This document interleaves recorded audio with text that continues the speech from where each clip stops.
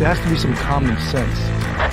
Yes, sir. They have the car stopped at 10th and Ranch, Michael Byler. We still don't know who pulled the trigger.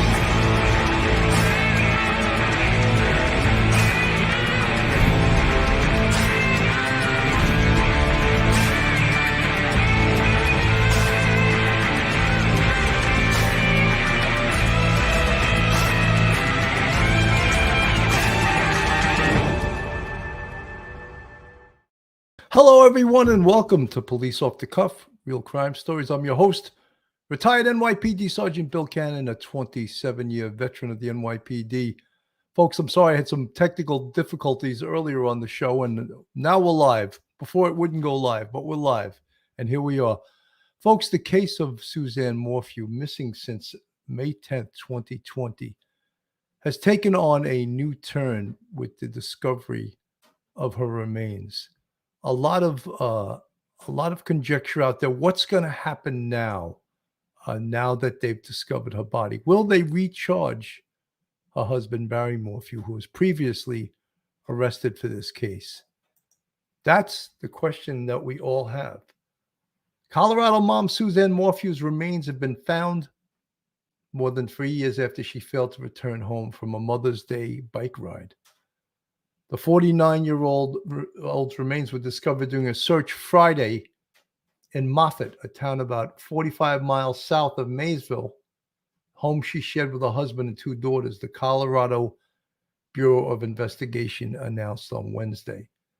Investigators are withholding details about the state of Morphew's remains and exactly where they were found.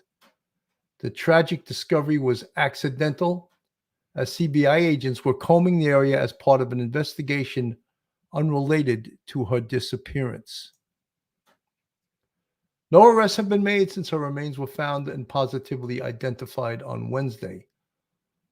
Although locating Suzanne's remains is a critical component of this investigation, and for her family, we're left with many more questions than answers, and it would be a disservice to conduct news conferences at this time, said Chaffee County Sheriff John Speasy. He said that in a statement. The development came just 3 months after investigators confidently announced they knew where Morphew's body was located.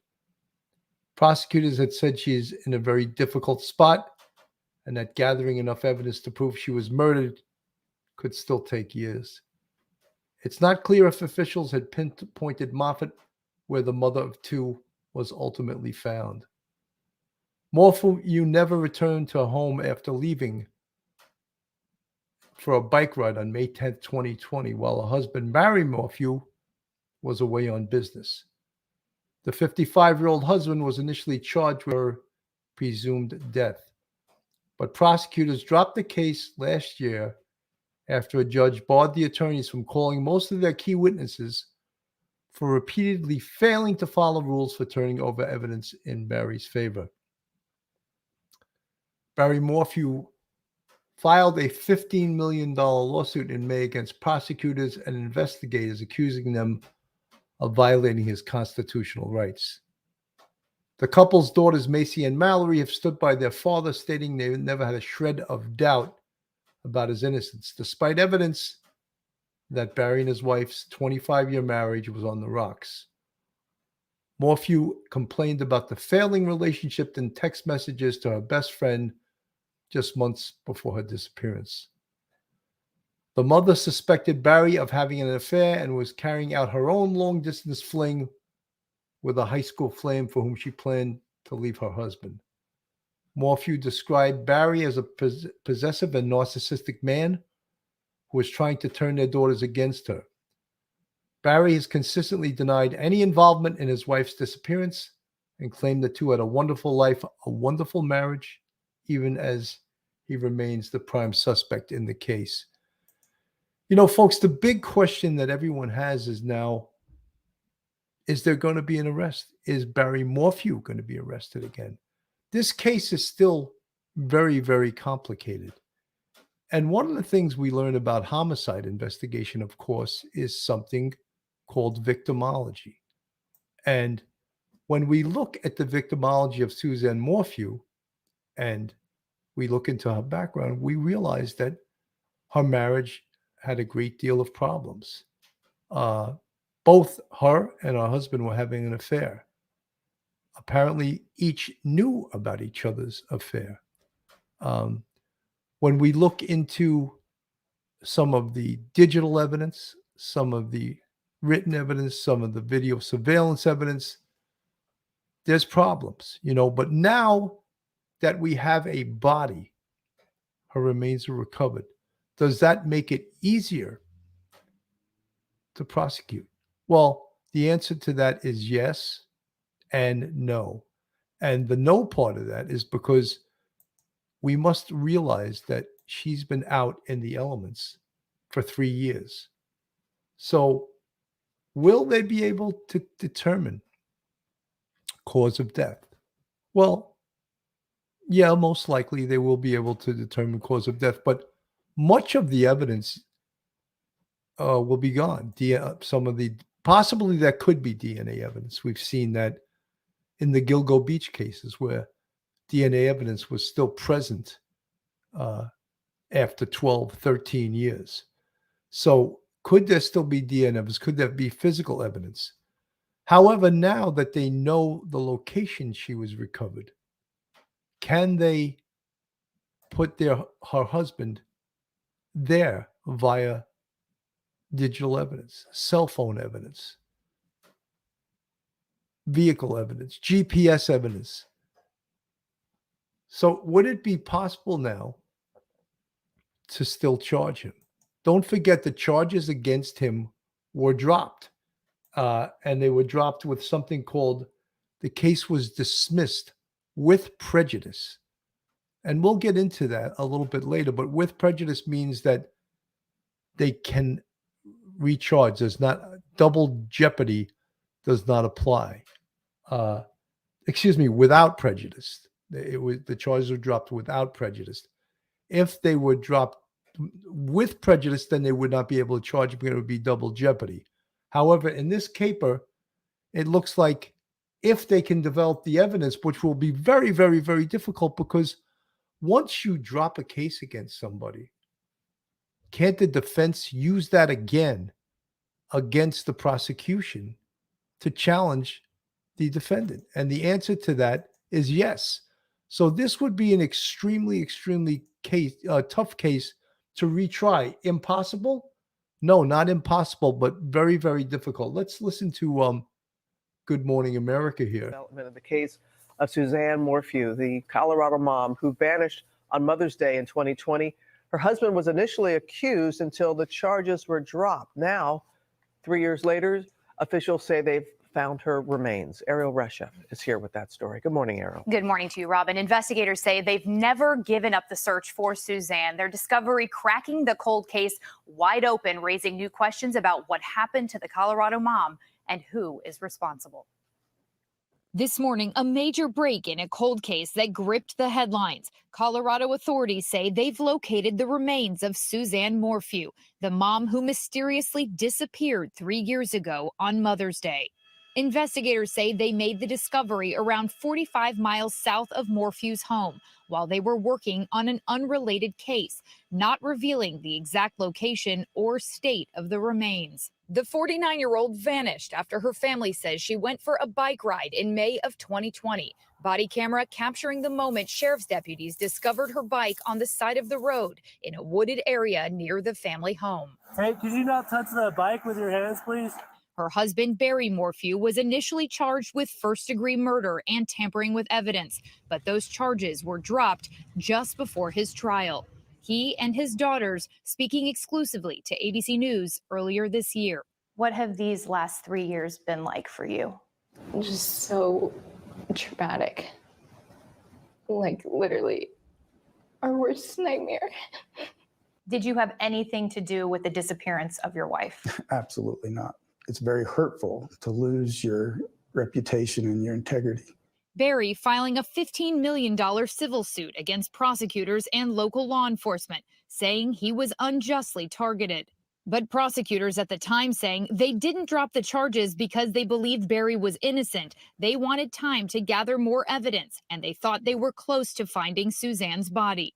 Authorities also previously telling ABC News Barry Morphew is still a suspect in his wife's disappearance, and they aren't ruling out future charges. Law enforcement, the DAs, believed that they had their guy, and they believe that there's a mountain of evidence against you. There's just not Suzanne's body. They're wrong. They've got tunnel vision, and they looked at one person, and they've got too much pride to say they're wrong and look somewhere else. These charges were dropped without prejudice, which means if authorities feel like there's more evidence, they could charge you again. Do you live with fear of that? Well, I was innocent the first time they arrested me, so I'm sure it's possible. You know, I can't help but thinking about the daughters there. Isn't it much easier, of course, for them to believe that their father is innocent than to believe that their father is guilty? And now that the remains of their mother have been found, the investigation can proceed. And there still is a great possibility that he could be charged again. There is no double jeopardy in this case. The case was dropped. However, there was some problems with the prosecution. And one of the problems was, and we talk about it all the time on this show, is discovery. And discovery is evidence that the prosecution has that they must turn over to the defense. And apparently, the prosecution in this case withheld a lot of information. Therefore, the judge basically punished them and excluded some of the witnesses that they had that were ready to testify. So that is a tough thing to happen to a prosecution, to the point where they didn't think they had a strong case without the witnesses that the judge ordered them not to use. But I don't have anything to worry about. I've done nothing wrong.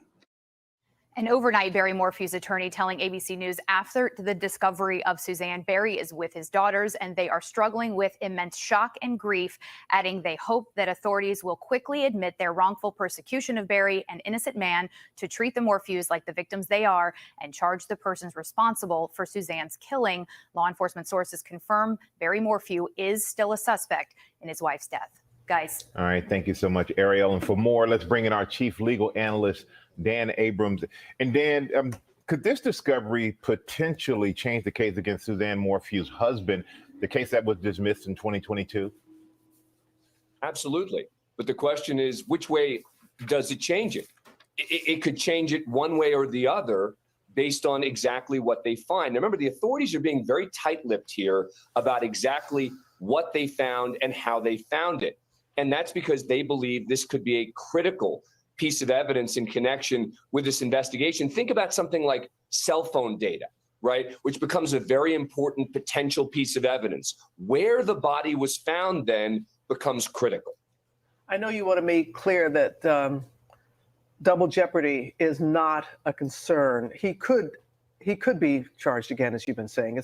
Double jeopardy is not in play here. Right. He could absolutely be charged again. But remember, there were problems with the prosecution's case. There were problems in terms of evidence that they weren't turning over, and there were other evidence that could potentially help his case. Those problems could still exist here if they decided to charge him again. So, yes, it's possible this could fundamentally change the case, but it doesn't necessarily start you from scratch. The issues that existed before potentially could exist again, but this is a critical finding. The husband is actually suing prosecutors, civil case for $15 million. What's going on with that case? Well, that case is, in theory, going to move forward. Remember, he's basically taken the position that I'm not just going to go away here. He's filed a lawsuit, which would lead to discovery, which would lead to both sides being able to get access to evidence, et cetera. So to some degree, regardless of what the authorities do, that civil lawsuit may move forward. And again, from his position, he may say, we think that the discovery of the remains could actually help our case. We shall see. This could be a game changer in terms of this investigation, one way or the other. As you said, Dan, we shall see. Thank you so much. So, folks, very, very interesting. And, such an interesting case because there are such large legal issues here. When the prosecution really screwed up by, any prosecution that does not turn over discovery to the defense is playing with fire, because the case that they have, it could be thrown out. They could also be tried for or accused of prosecutorial misconduct, and none of those things are good. When they discuss these cases, years ago, but about when he was arrested or before he was arrested and they hadn't found the body, there was a lot of discussion of, can they try a case without a body? And we know, yes, there have been murder convictions across this nation that got guilty verdicts minus a body. So that is a possibility. So when people say, "Oh, there's no body," they can't get a conviction. That does not happen to be true. So they can. And when we speak now, of course, you could see where her body was recovered on this map, Moffett, and you see where she was last seen in Maysville. I believe it was approximately 43 miles away. In addition, some of her belongings and some of her remains were found in different locations. So was the person or persons who did this scattering all of this belongings in different locations in order to thwart the police investigation? The other thing is, now that they have recovered the remains and they know the location where she was recovered from, now what we need to know is, what was the condition of the body? Apparently, it was discovered in a shallow grave. A body that's in a shallow grave over 3 years is subject to elements. Of course, it would be in a state of extreme decomposition. How about clothing? The clothing recovered. Is there any potential evidence, DNA evidence, or any other evidence on the clothing that would indicate cause of death? Was it asphyxia? Could it have been blunt force trauma? Could it be gunshot, a stab wound, any of those things? That's one of the reasons why the clothing must be examined. And of course, it's an integral part of the investigation. And when a pathologist conducts the autopsy, all of these things are considered. You see these pictures on the screen. Of course, the one to the right is Barry Morphew and Suzanne and their two daughters. They seem like the ideal family. And as I said earlier, is it much easier for the daughters to believe that the father is innocent than that he's guilty? And I would say, of course, that's the case, that it's much easier to think of him as innocent. However, there are indicators in this case, of course, that not everything was peaches and cream in the Morphew household, right? Both Barry and Suzanne were having separate affairs. Apparently, there was recordings of her saying that this marriage is over, So all of those things are indicative of potentially bad things occurring. So now they have a starting point. They found the remains. They found the body. They found the location. They found the bicycle. All of these findings potentially can result in physical evidence, DNA evidence, blood evidence, evidence indicating, where she was potentially killed, or maybe not. Maybe she was killed at another location and dumped there. But now that they also know the location, they can put together a digital timeline, both of her cell phone and of Barry's cell phone, and see if potentially they can put him on the scene. This was prior to them finding the body. This was the Law and Crime Network discussing this with Bobby Chacon, the great FBI agent, Bobby Chacon.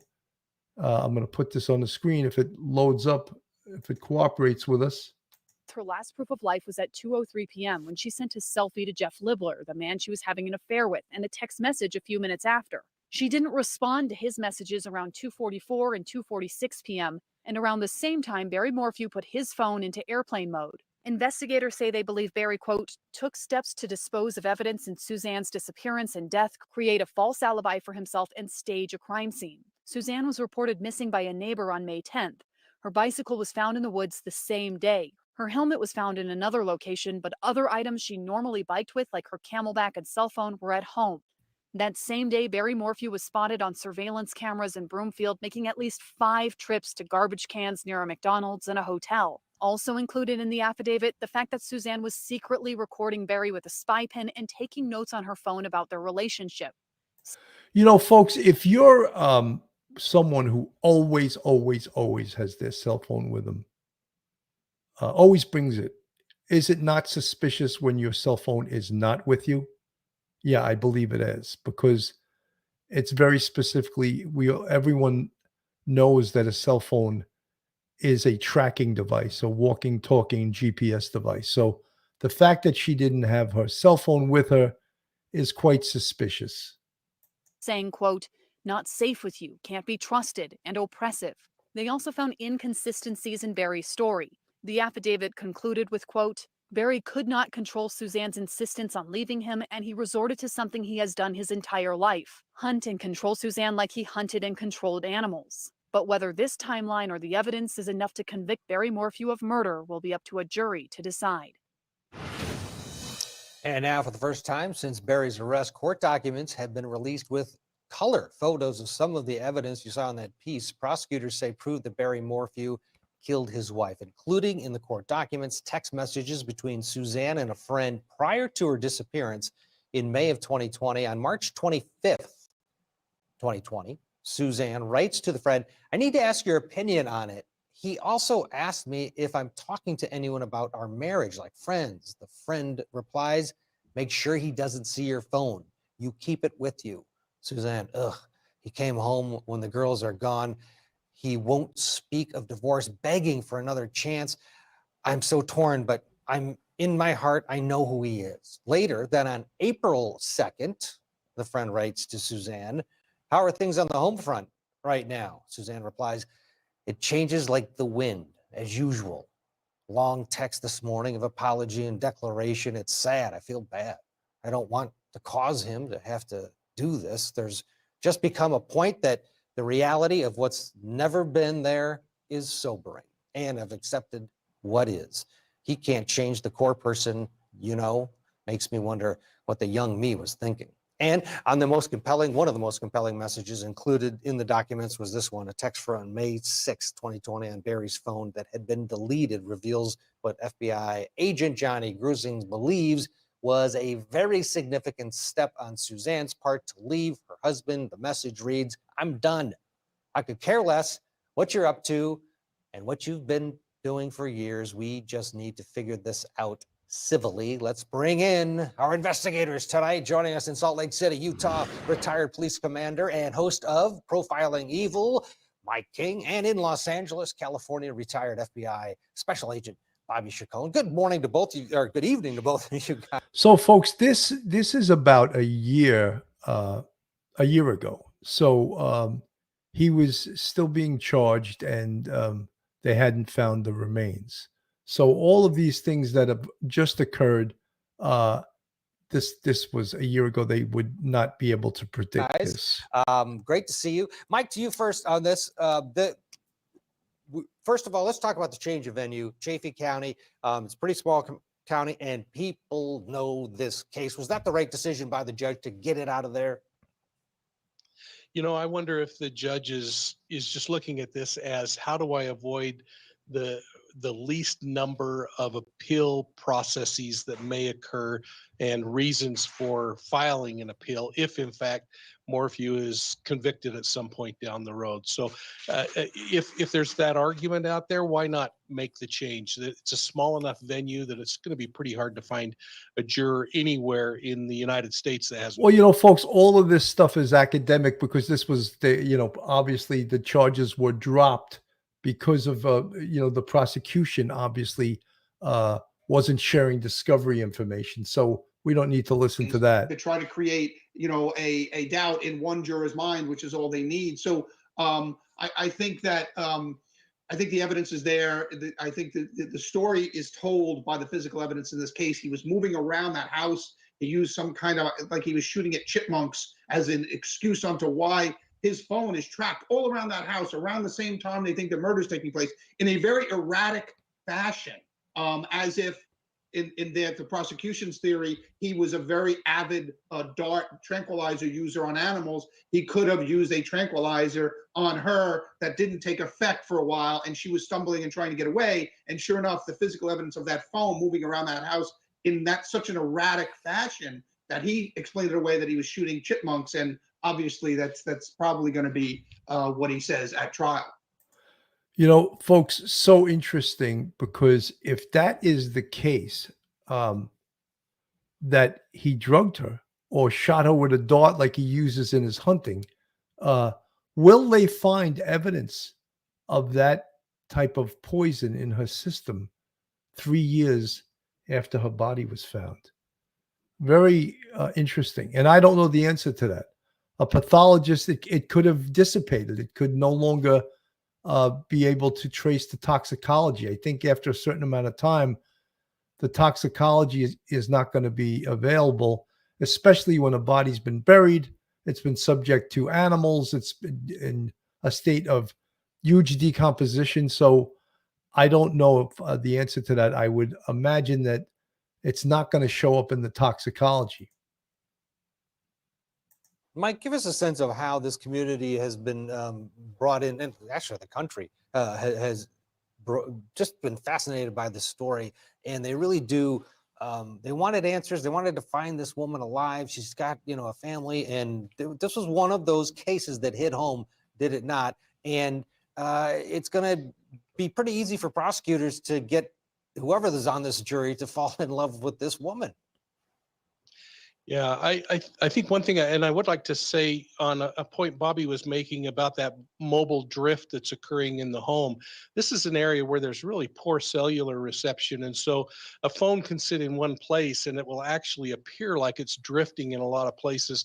And so when there's an argument that how can this person be running through walls, more of that's a technology problem that forensics will be able to explain as they get to that point in here. But I think this is a perfect example of where the true crime community can go too far and where they can really help. And it's a process of how do you best manage that? Andy took advantage. Again, folks, this is way before, again, that they found her body. And now that they found her body, I think that some of these answers will be answered for us. And volunteer their time and travel into town. We were fortunate to be able to provide him all the technology to track those people in the locations they went.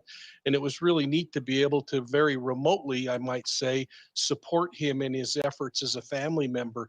But I think it's a real lesson for us to look at these kinds of cases, and a lesson for law enforcement that they have to figure out how to manage the true crime community and put them to work in areas that they can control. And you know something, law enforcement working with the true crime community is almost the same thing as law enforcement working with the broadcast community, because we've said it numerous times on this show, and I know Duty Ron said it on his show also, and that's that the press can be your biggest friend or your worst enemy.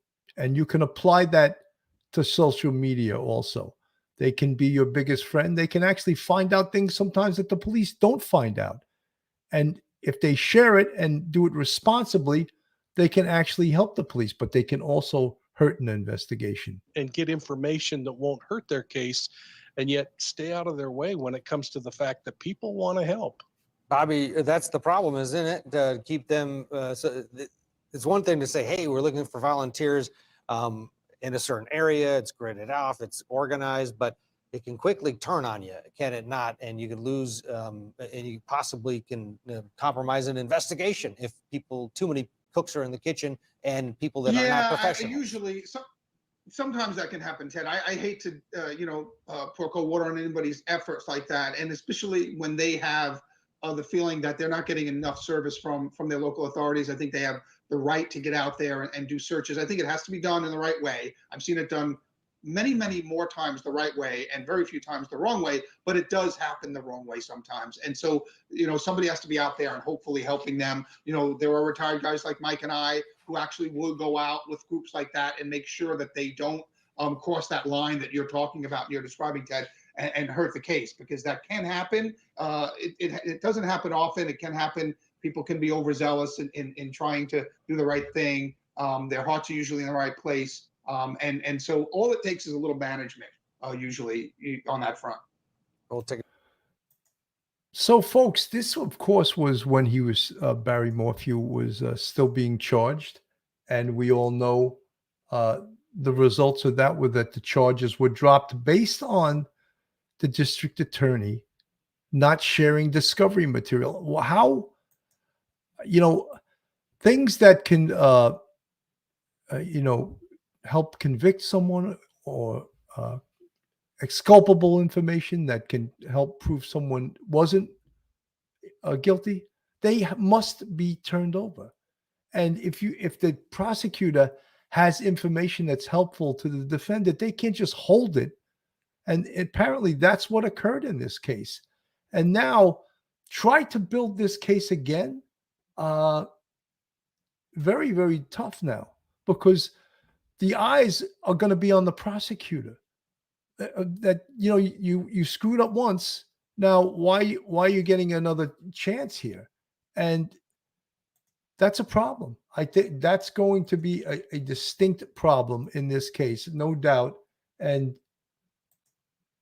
they won't rush and go ahead and try this case anytime soon. Years ago, her husband Barry had been charged with murder, but he's now suing prosecutors after they dropped all charges last year.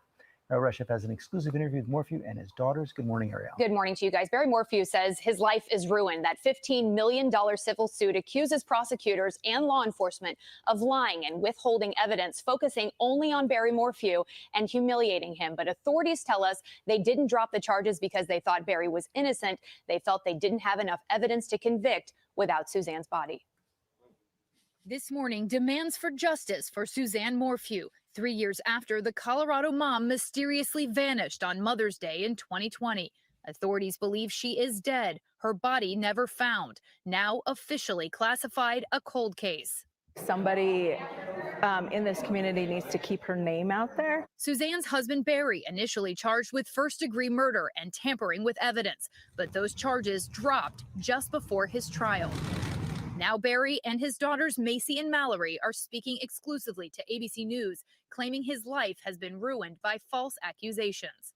What have these last 3 years been like for you? Very, very sad. Very confusing. Just so traumatic. Like literally our worst nightmare. I said earlier, isn't it so much easier for the daughters to believe that their father's innocent than to believe that he's guilty? And of course, it's much easier, because then you don't have to believe that your dad, the person that you love, killed your mother. But even if it's, even if it's a parent, they want to believe that he did not do this. Did you have anything to do with the disappearance of your wife? Absolutely not. It's very hurtful to lose your reputation and your integrity. Barry filing a $15 million civil suit against prosecutors, the sheriff, and several investigators. So I know that 15 million is a huge number, but I don't think that, in my mind, that covers any of the damage that's happened to Barry and the girls. I know he's innocent, And if they would just look for Suzanne outside of where they hypothesize Barry. Well, folks, they found Suzanne now. This is prior to them finding her. So this is his attorney, of course. Now what? Now they have a place to start and a place to really dig in to this investigation before, when they didn't have a body. Now they have a body to match up with potential evidence that they already have. They could have possibly buried her remains. They could find her. His daughter's standing by him. You never had a shred of doubt once you heard the evidence from law enforcement against your dad. I've never had a shred of doubt. Not one. Prosecutors say at the time they believed that they were close to finding Suzanne's body and dropped those charges against Barry, hoping for additional evidence. Authorities tell ABC News they still believe Barry Morphew could be involved in his wife's disappearance and aren't ruling out future charges. Law enforcement, the DAs, believed that they had their guy, and they believe that there's a mountain of evidence against you. There's just not Suzanne's body. They're wrong. They've got tunnel vision, and they looked at one person, and they've got too much pride to say they're wrong and look somewhere else. These charges were dropped without prejudice, which means if authorities feel like there's more evidence, they could charge you again. Do you live with fear of that? Well, I was innocent the first time they arrested me, so I'm sure it's possible. But I don't have anything to worry about. I've done nothing wrong.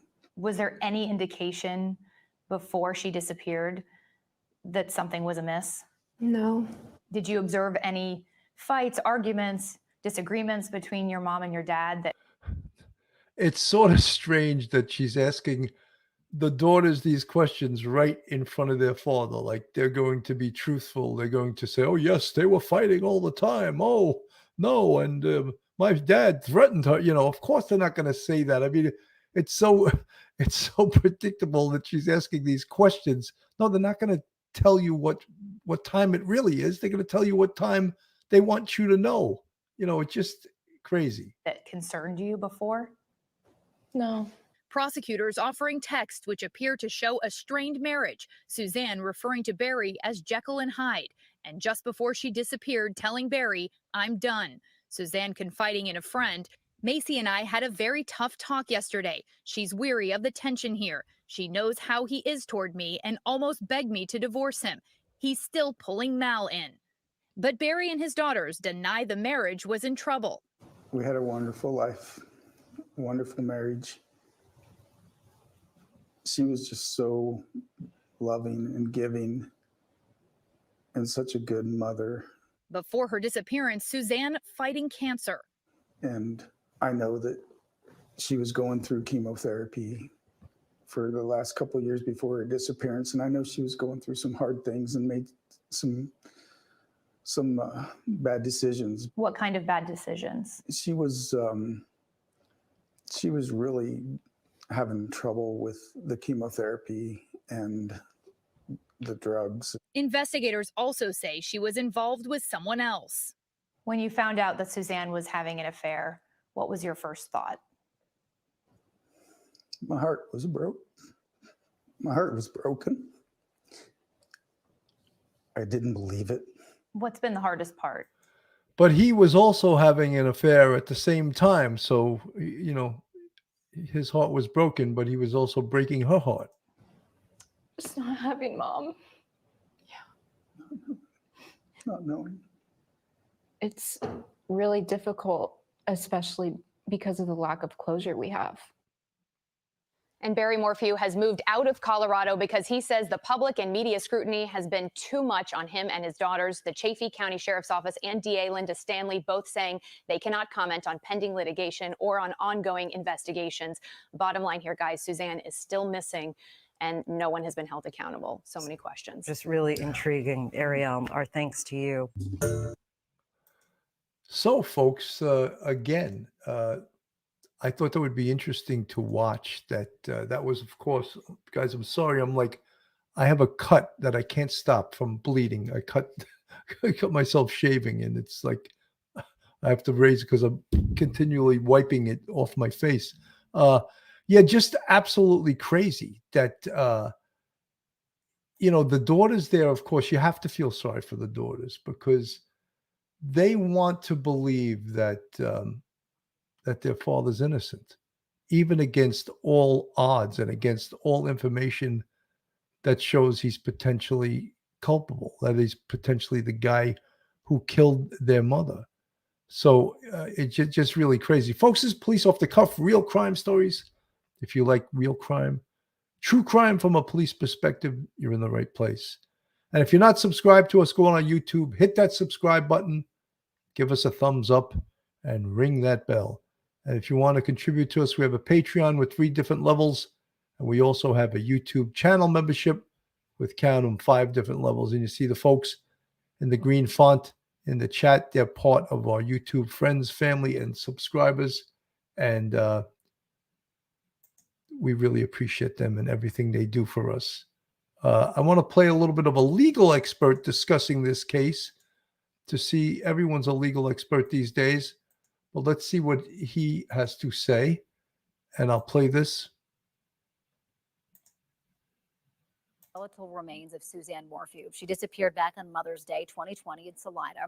Her body was found in Saguache County. Now, at one point, Morphew's husband, Barry Morphew, faced charges in her death. That case was dismissed before the trial ever began due to lack of evidence. But now investigators have Morphew's body, which was the main piece of evidence prosecutors lacked in this case. So to get some legal insight into the next steps, our 9 News legal expert Whitney Trailer is joining us. Thanks for coming in. Sure, it's good to be here. This story is fascinating a lot of people. It gained national attention. It's taken a lot of twists and turns, including the arresting and charging Barry Morphew, the husband. But those charges, the trial was suspended. Yeah. Why was it dismissed at the time? Yeah, this case has taken so many twists and turns because what happened was they didn't have a body, of course. And so you can still prosecute without a body, and no body prosecution, but it's obviously much more difficult. And so the prosecutor initially had charged Barry Morphew with 3 different charges, including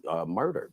And while that was pending, the prosecutor was continually saying, we have lots of information, lots of data, but it was all sealed. So nobody actually knew what information there was. And so as they went forward, the prosecution was continually being sanctioned by the judge because they weren't sharing information with the defense.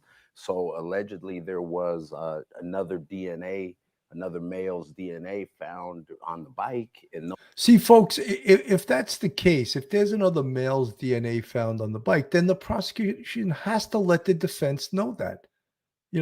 That's exculpatory evidence for the defense's client. They can't hide that as much as this is bad because it's going to show the potentiality that someone else did this crime. But that's the rules. That's the rules of evidence. You have to turn that over.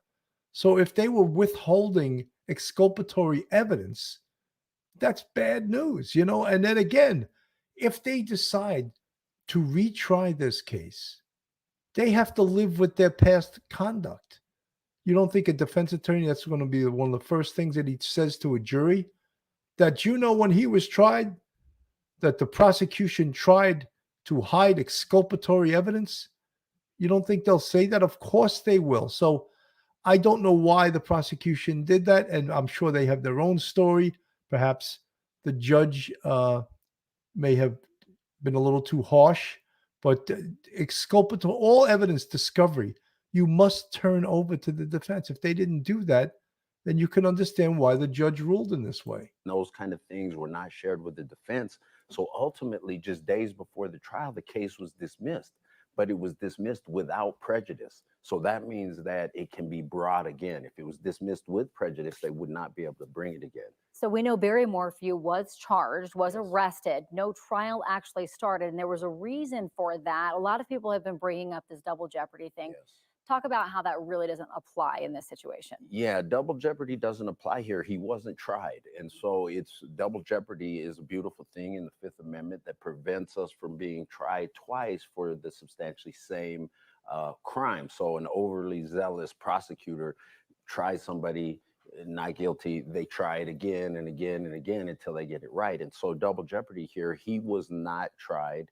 He was charged, and as I mentioned earlier, the judge dismissed it without prejudice, meaning the prosecution could bring it again. And so if the evidence, if the forensic evidence, now that they found the remains, if that implicates him, he would certainly be charged. And there's a lot of people who believe that. Yeah, that was kind of the worry. Had they proceeded in the trial with what they currently had without the remains, then double jeopardy could have absolutely applied. That's exactly right. That's exactly right. If he had been charged and found not guilty, and then they found the body and found all this incriminating evidence, yes, he would not be able to be charged again. And that's, a concern that people may have with double jeopardy, but overall, it is a protection that we want as citizens of this country. What happens next here in this case? So now they didn't release much information about the state of the remains and if there were other evidence and that kind of thing. So we'll have to wait and see. They will continue to prosecute. And as I understand, they found these, they found the remains when they were on some other investigation. And so now this will certainly open it up, and they'll take what evidence they find and move forward, hopefully with prosecution. Yeah, I think a big part of this is the autopsy report, which takes several weeks to see how Suzanne died. And so that will be a big part of this as well. Well, we appreciate you joining us. We know we kind of called you in last minute when all this broke, and there's been so many questions about the double jeopardy and where it goes from here. So we always appreciate you coming in, Whitney. For sure. So, folks, again, the most important things is they found the body now. Autopsy. What was the cause of death? Will they be able to determine that? Will they be able to determine, the thing we spoke about earlier was, he was an avid hunter who killed animals with some kind of tranquilizers. Is that how? Could he have killed his wife in the same way? And if he did kill her that way, will that show up in the toxicology? I'm doubtful. I think it might not. It's been 3 years. Any scientists out there in the chat? There's a potentiality that it may not show up in the toxicology. Spread love, no hate. In my opinion, the shovels he took to hotel or what he used, machinery would be loud. Draw attention to him in the dark, then left shovels so Jeff P. DNA would be found. Frame him, just a theory. Hello, everyone. Yeah, something. Look, one of the things is that, victimology, I talk about it all the time, the study of the victim. And when we look into the background of Suzanne Morphew, of course, a glaring thing is that she was married and her marriage was falling apart.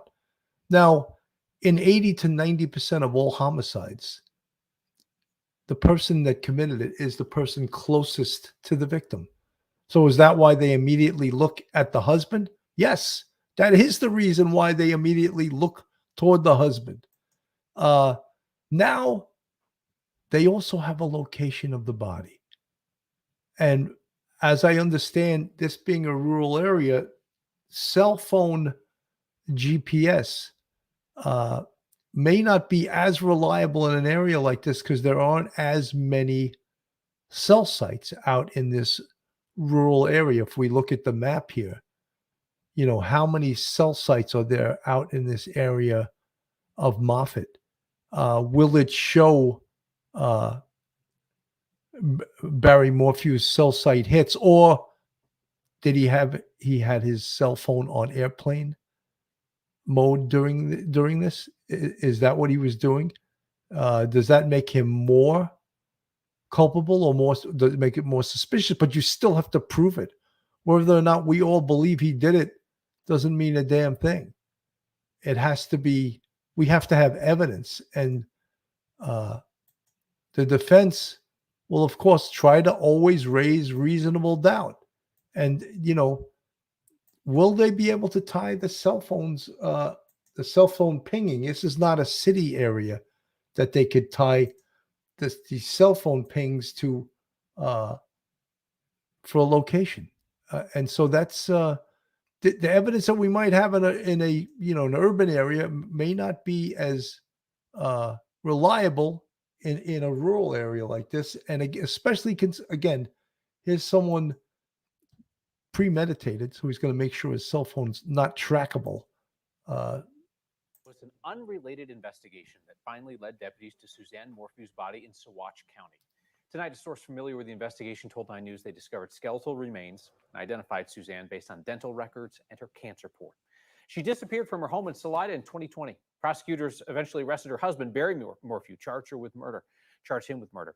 They dropped those charges last year, just 9 days before he was set to go on trial. They said they wanted to go to trial once they found Suzanne's body.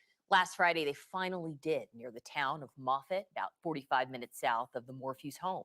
9 News reporter Jennifer Meckles is in Salida tonight. And Jenny, investigators have not made any new arrests following today's news. Nope, nothing that we know of at this time, Alex. This case had, for most people, pretty much gone cold. It had been 3 years since anything happened.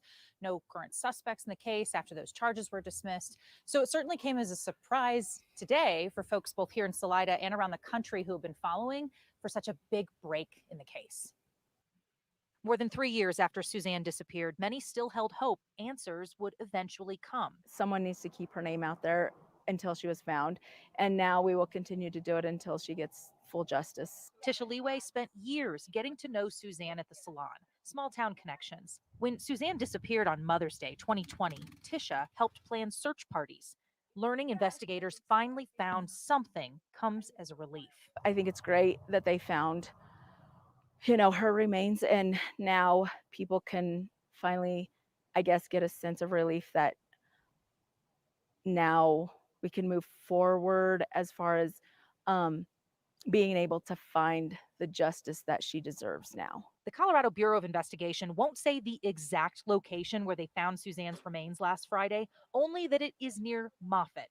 You're looking at an aerial view of that part of Saguache County.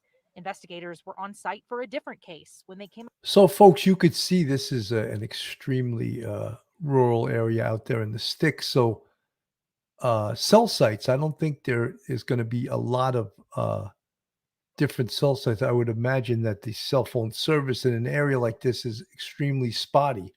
So that hurts the investigation in a way that it can't pinpoint where a perpetrator that may have committed this crime is at any given time.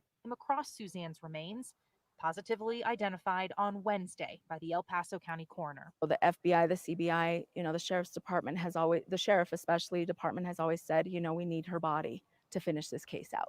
So, my thing is you've got her body, let's finish this case. A huge discovery in this case. Friends hope will finally lead to some answers. First of all, who did it? Obviously, the obvious answer that everybody wants to know. Why? Why did this happen to someone like her? It shouldn't happen to anybody, but someone, as genuine as her, like why? But I guess, just the biggest question is who did this? And let's bring them to justice and put them, where they need to be. Our team reached out to several members of Suzanne's family today. We were unable to connect with any of them. We also don't know if investigators have spoken to her husband, Barry Morphew. Our team reached out to his attorney today, but when we spoke with her, all this information about finding the remains was actually news to her at that point. That was mid-afternoon, guys.